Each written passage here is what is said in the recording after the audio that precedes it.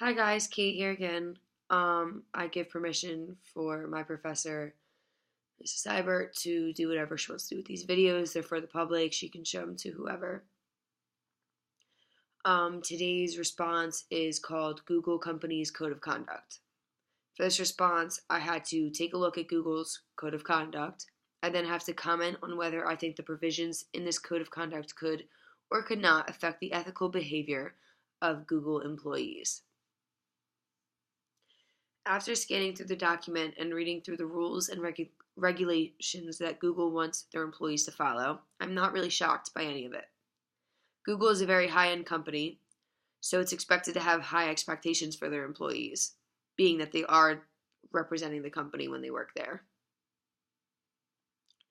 There's standard ethical rules that all employees should follow. They also provide an ethics and compliance helpline for any questions about the code of conduct. Google also wanted to make sure that their code wasn't too aggressive or strict, so they explain at the end of the code that they know ethical decisions are not always easy to make, and that there may be gray areas in certain situations when it comes to the decision making. So basically what they're saying is not everything's in black and white where it's a yes or no. Sometimes it's a maybe, as an example. I absolutely think that this code of conduct could affect the ethical behavior of Google employees. Any employee could benefit from reading this document, honestly. Because it reminds you of what an employee should think and act like. Even when you think that you are a star employee and that you know what you're doing, reading this is a reminder of how to act, how to think, and how to remain humble as an employee.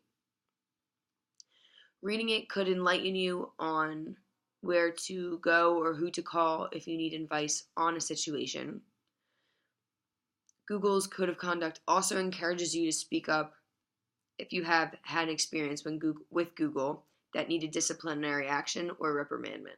So they want you, if you've had a negative experience within the company, they want you to come forward and speak of it because they do want to handle the situation and address the situation so further situations don't happen to prevent unethical behavior between employees. In conclusion, this document sets a tone for the environment of the workplace for the employees to work in.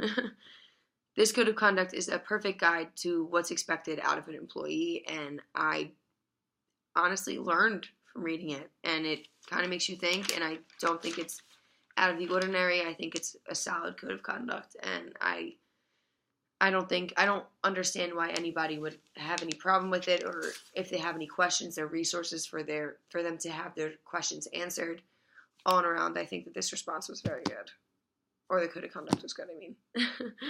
Anyway, have a great night. Thank you for listening.